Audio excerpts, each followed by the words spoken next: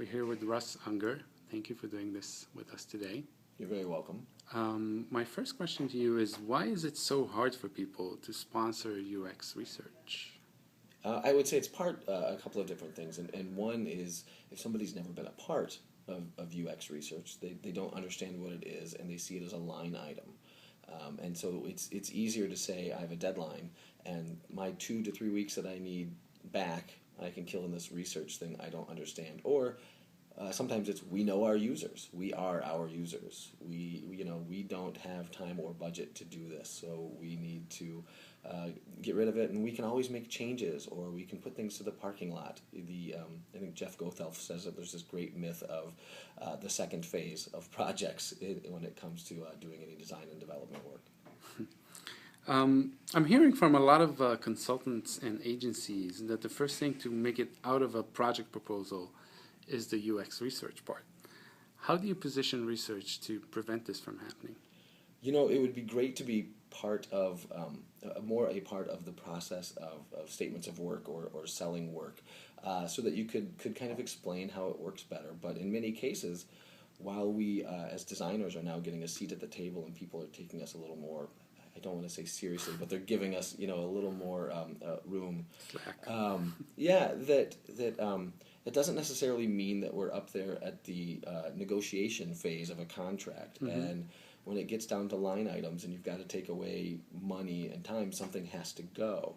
So I think there's a little bit of education. We need to be able to make sure that we are explaining kind of a cost benefit of, if we sell you this today, we will have to do less of that later. Or if we don't sell you this, you're going to end up paying maintenance fees that are double or triple your original cost, because we're going to put things out there that maybe we're not as in the right direction as they should be. Yep.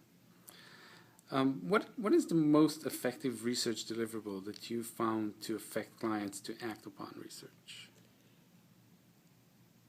The most effective deliverable is that document that you hand to your clients after they've sat through research with you. And what I mean is that invite them to participate. If you can, mandate.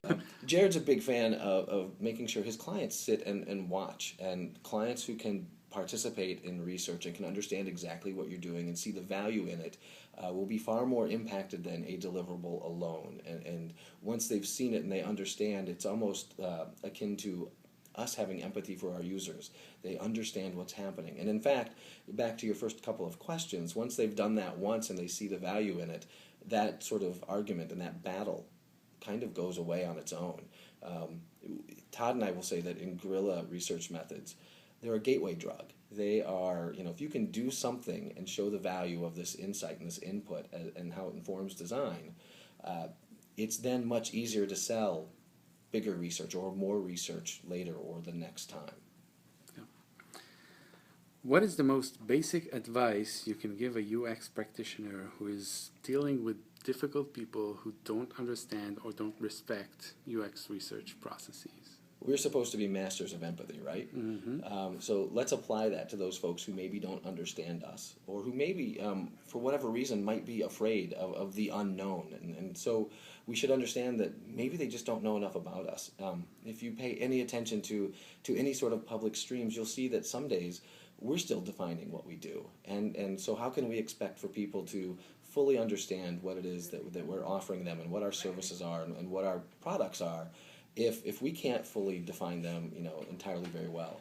And don't get me wrong, this process of us, learning about what it is that we do is a natural part of evolving this field in our careers. And Andrew Hinton talks a lot about that and really helps us level set that. So take that knowledge and apply that with empathy to people who know very little about what we do, or who might really be afraid that we do something that makes them irrelevant or unimportant. And instead, let's show them how we're here to help make them look good, help make them and everyone around us successful. And that's really what we want to do.